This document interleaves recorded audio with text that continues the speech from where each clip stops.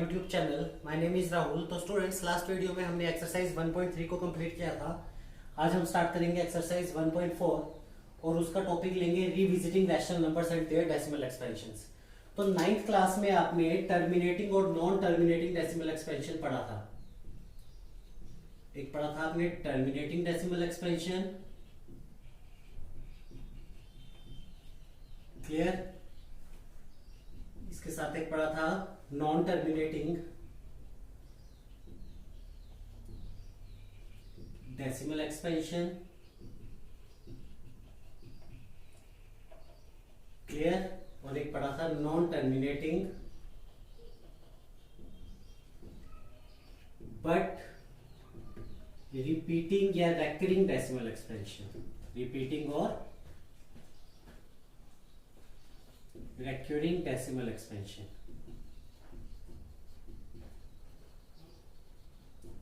Clear. So one by one इनको discuss करेंगे। तो टर्मिनेटिंग डेसिमल एक्सपेंशन में हमने क्या सीखा था, अगर जब हम दो नंबर्स को डिवाइड करेंगे, अगर आपको आपका रिमाइंडर जो है वो 0 मिल जाए तो वो रहता है टर्मिनेटिंग डेसिमल एक्सपेंशन, क्लियर। और हमने ये भी सीखा था कि जो टर्मिनेटिंग डेसिमल एक्सपेंशन है, लेट्स सपोज जैसे आपके पास है यहाँ पर 1/2, क्लियर। मान लीजिए हमने इसको डिवाइड किया तो यहां पर आ जाएगा 0.25 यहां पर आपका रिमाइंडर जो है वो कितना आ गया, 0। तो ये रहेगा आपका टर्मिनेटिंग डेसिमल एक्सपेंशन, क्लियर। उसके बाद नॉन टर्मिनेटिंग डेसिमल एक्सपेंशन हमने क्या देखा था, जब आपने दो नंबर्स को डिवाइड किया और आपको आपका रिमाइंडर जो है वो 0 नहीं मिल रहा है, वो रहेगा आपका नॉन टर्मिनेटिंग डेसिमल एक्सपेंशन। जैसे इसका एक एग्जांपल देख लेते हैं। मान लीजिए 1.2 3 4 5 6 7 8 9 इस तरह से ये कॉन्टिन्यूसली जा रहा है, क्लियर। तो ये आपका नॉन टर्मिनेटिंग डेसिमल एक्सपेंशन रहेगा। उसके बाद है नॉन टर्मिनेटिंग बट रिपीटिंग और रेकरिंग डेसिमल एक्सपेंशन। इसका मतलब क्या है, जब आपने किन्हीं दो नंबर को डिवाइड किया, आपको रिजल्ट जो है वो सेम मिल रहा है, क्लियर। मीन्स आपको मिल रहा है 3.3333। ये किस तरह से रहेगा, मान लीजिए आपने 10 को डिवाइड किया 3 से, 3 3 9, 3 3 9, अगेन 3 3 9, और इस तरह से कंटिन्यूसली जाएगा, क्लियर। तो ये है आपका नॉन टर्मिनेटिंग बट रिपीटिंग और रेकरिंग डेसिमल एक्सपेंशन। तो थोड़ा और डिटेल में इसको डिस्कस करेंगे। तो यहां पर आपके पास एक थ्योरम दी है, उसके बारे में हम डिस्कस करते हैं, जिससे आपको ये और क्लियर हो जाएगा। मींस आपको यहां पर लॉन्ग डिवीजन नहीं करनी, आपको डायरेक्ट बताना है कि उनका डेसिमल एक्सपेंशन जो है वो टर्मिनेटिंग है या नॉन टर्मिनेटिंग है। तो इसके लिए एक सीधी सी कंडीशन है, अगर आपका डिनोमिनेटर, क्लियर, मान लीजिए आपके पास एक डिजिट है 0.375, इस तरह से आपके पास कुछ नंबर्स गिवन है, क्लियर। अगर इसका डेसिमल एक्सपेंशन हमको बताना है तो किस तरह से बताएंगे, तो सबसे पहले क्या कीजिए, इसका डेसिमल रिमूव कीजिए। तो पॉइंट से पहले वाले को 1 लेंगे, उसके बाद कितने डिजिट है 1 2 3, उतने डिजिट उतनी जीरोस आ जाएंगे, क्लियर। तो यहां पर आपको बताना है विदाउट लॉन्ग डिवीजन कि इसका डेसिमल एक्सपेंशन जो होगा वो टर्मिनेटिंग है या नॉन टर्मिनेटिंग है। तो इसके लिए डायरेक्ट हम क्या करेंगे, ये जो आपके पास 1000 है उसके प्राइम फैक्टर्स कीजिए, ठीक है। तो 2 5 10, 500 आ गया, 250, अगेन 2 से जाएगा 125, 25, इस तरह से। तो न्यूमरेटर तो एज इट इज, और यहां पर आपके पास क्या रिजल्ट मिला, 2 इंटू 2 इंटू 2, और यहां पर आपके पास मिला 5 इंटू 5 इंटू 5।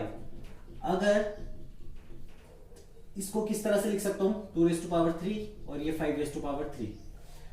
तो कहने का मतलब क्या है, अगर आपका जो डिनोमिनेटर है वो 2⁻n इंटू 5⁻m की फॉर्म में आएगा, तब वो आपका रहेगा terminating decimal expansion,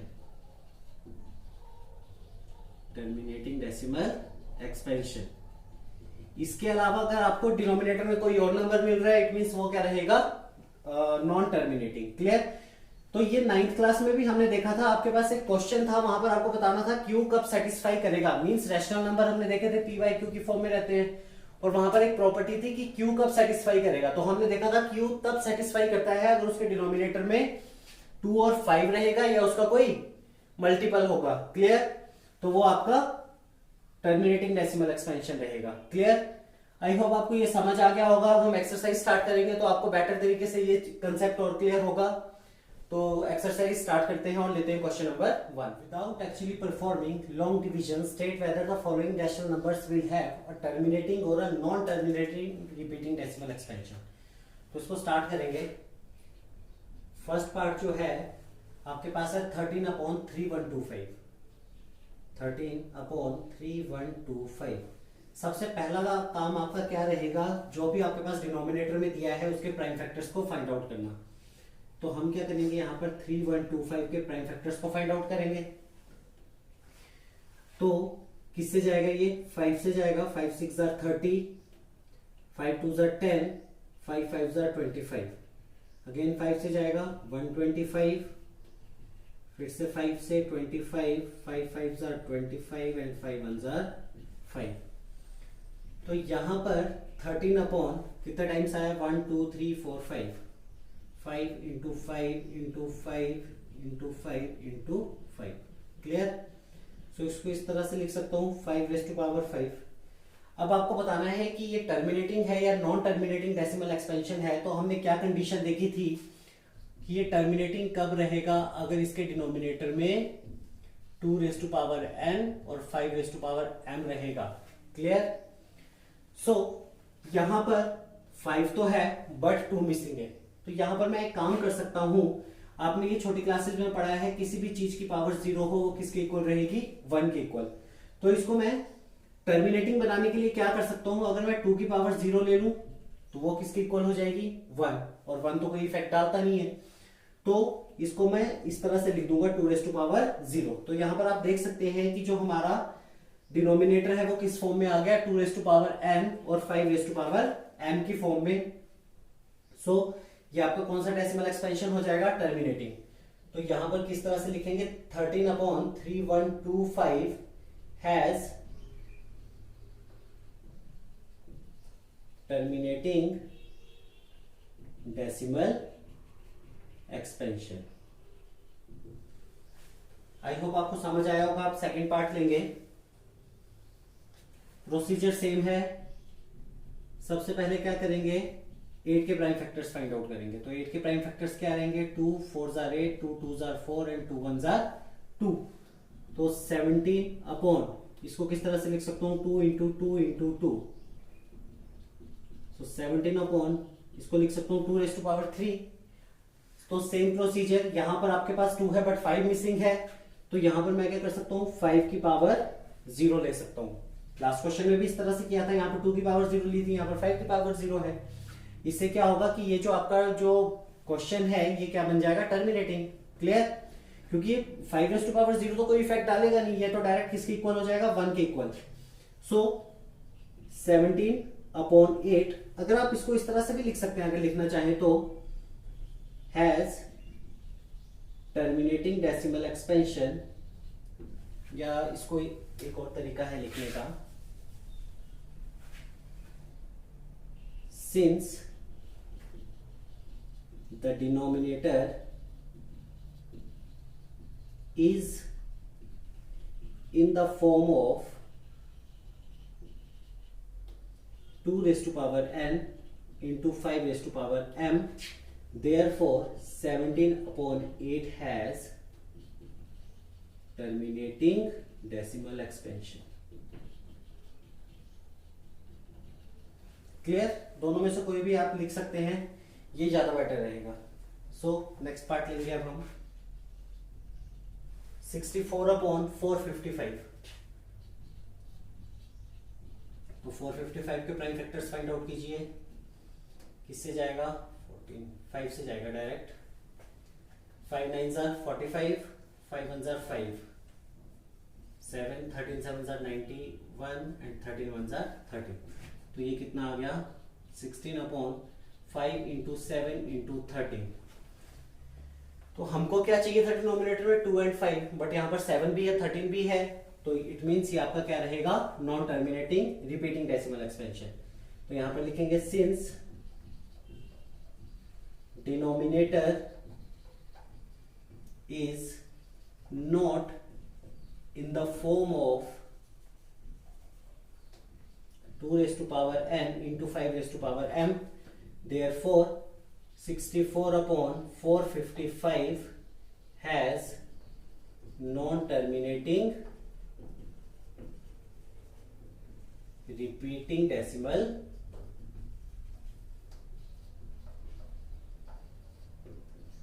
expansion. Clear? सो 3 पार्ट आपके कंप्लीट हो गए. अब हम लेंगे इसका 4th, 5th and 6th part. Next part लिया है अब. तो ये है आपके पास 15 upon 1600.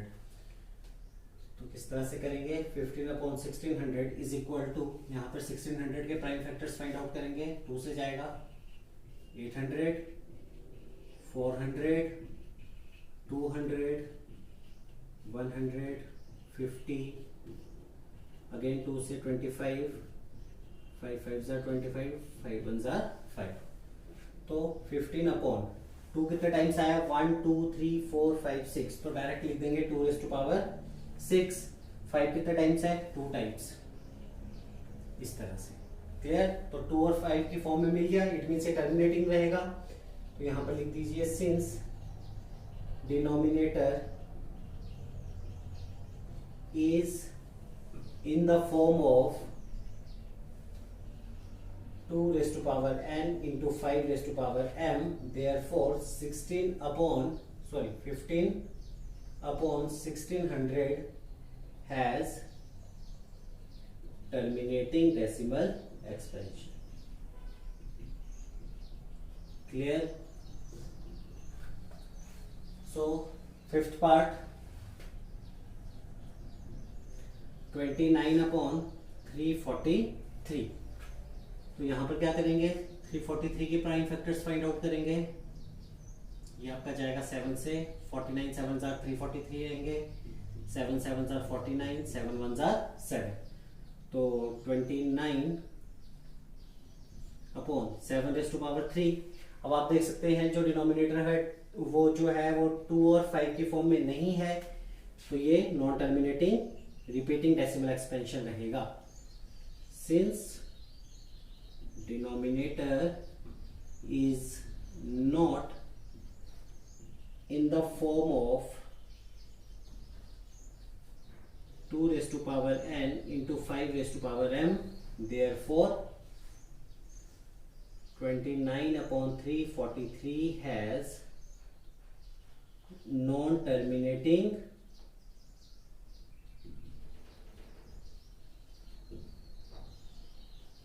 repeating decimal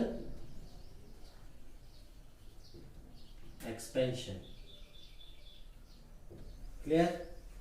next part लेंगे. ये पहले से ही सिंप्लीफाई है. डायरेक्ट आपको बताना है टर्मिनेटिंग है या नॉन टर्मिनेटिंग है. यहां पर कोई साइन नहीं, मींस मल्टीप्लाई रहेगा बीच में. तो आप देख सकते हैं डिनोमिनेटर जो है वो 2 और 5 की फॉर्म में है. तो इट मींस ये आपका क्या रहेगा? टर्मिनेटिंग. तो डायरेक्ट लिखिए since denominator is not in the form of 2 raised to power n, is in the form of 2 raised to power n into 5 raised to power m, therefore 23 upon 2 raised to power 3 into 5 raised to power 2 has terminating decimal expansion. Clear? अब 7th part भी इस तरह से ही है तो वो भी साथ में कर लेंगे. ये है 129 upon 2 raised to power 2 into 5 raised to power 7 into 7 raised to power 5. तो यहां पर आप डायरेक्ट देखकर बता सकते हैं जो डिनोमिनेटर है 2 और 5 की फॉर्म में नहीं है. इट मींस ये नॉन टर्मिनेटिंग रहेगा. तो इसका डायरेक्ट मैं आंसर लिख रहा हूं. Since denominator is not in the form of 2 raised to power n into 5 raised to power m, therefore 129 upon 2 raised to power 2 into 5 raised to power 7 into 7 raised to power 5 has non-terminating repeating decimal expansion.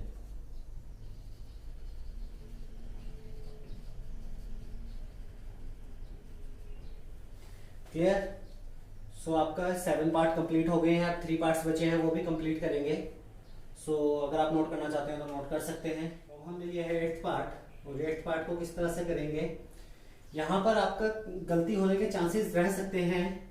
अगर देखिए direct आप कर देंगे, अगर 6/15 लिखा, अगर आपने इस तरह से कर दिया इसको 15, 3 5 15, 5 1 5, आप इसको इस तरह से लिख देंगे 3 into 5, और आप देखेंगे कि जो डिनोमिनेटर है वो 2 और 5 की फॉर्म में नहीं है, तो आप डायरेक्ट वहां पर क्या कर देंगे, नॉन टर्मिनेटिंग कर लेंगे।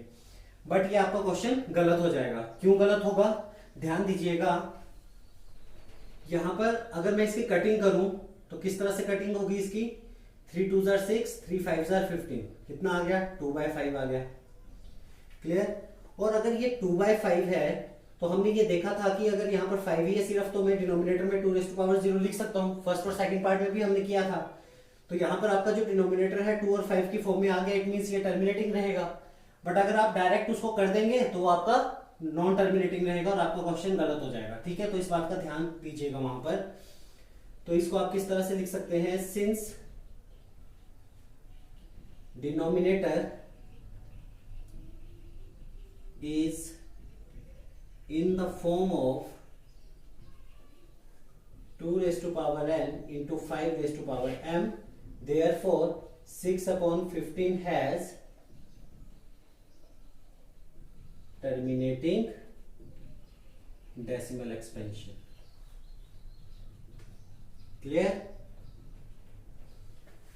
So next part लेंगे। नेक्स्ट पार्ट में आप कटिंग करना चाहें तब भी कर सकते हैं, नहीं करना चाहें तब भी हो जाएगा। ठीक है, तो 35/50 इसको किस तरह से करेंगे, 25, 5 5 25, 5 1 5, तो कितना आ गया, 35/2 into 5 raised to power 2। तो यहाँ पे आप देख सकते हैं डिनोमिनेटर जो है 2 और 5 के फॉर्म में है, तो ये टर्मिनेटिंग रहेगा। Since denominator is in the form of 2 raised to power n into 5 raised to power m, therefore 35/50 has terminating decimal expansion. Clear? अब लास्ट पार्ट लेंगे इसका। तो 77/210 प्राइम फैक्टर्स फाइंड आउट करेंगे 210 के। 2 1 2, 2 डिजिट एक साथ है तो 0 लगेगा। 2 5 10, किससे जाएगा, 3 से, 3 3 9, 3 5 15, फिर जाएगा 5 से, 5 7 35, फिर 7 1 7। तो 77/2 इंटू 3 इंटू 5 इंटू 7, 2 और 5 तो है बट इसके अलावा 3 और 7 भी आ गया, तो ये नॉन टर्मिनेटिंग बट रिपीटिंग हो जाएगा। तो यहां पर किस तरह से लिखेंगे, since denominator is not in the form of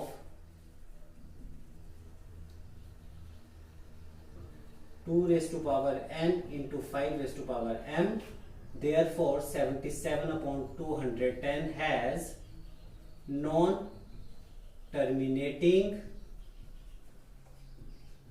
repeating decimal expansion।